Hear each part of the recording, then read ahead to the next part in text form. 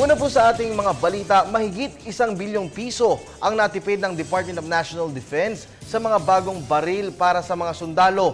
Mga kawal naman, masaya sa mga natanggap na bagong M4 rifles. Ang detalye ng balita, alamin natin mula sa aming kasamang si Waywaya Macalma. Mag-uulat yan sa Campo Aguinaldo ng live. Magandang hapon.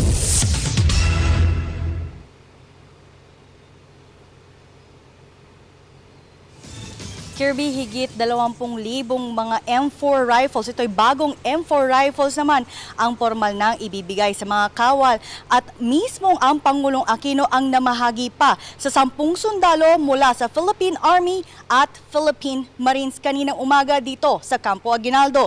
Kaya naman sa ceremonial turnover pa lang ng M4 rifles ay masayang-masaya na ang mga kawal. Lalo na sa mga unang nakahawak ng mga bagong baril. Ayon kay General Gregorio Katapang AFP Chief of Staff, ang mga baril ay magsisilbing asawa ng mga kawal kung kaya't tiyak na asintado lagi ang tama ng mga sundalo sa kanilang mga target.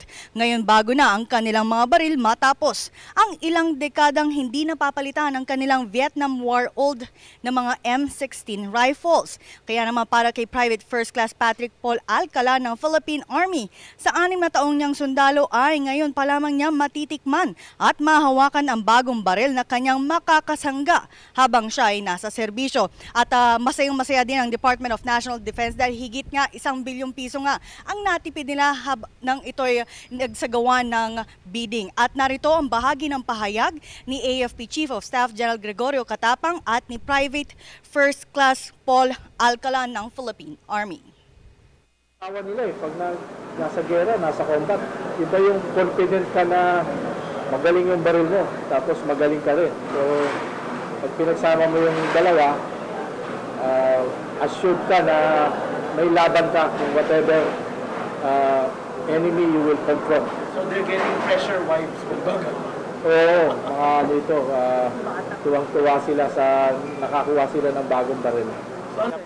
Bali ma'am, napakasaya po na ibinigay po sa amin yung pinaka bagong kagamitan para sa pakikinig ma'am.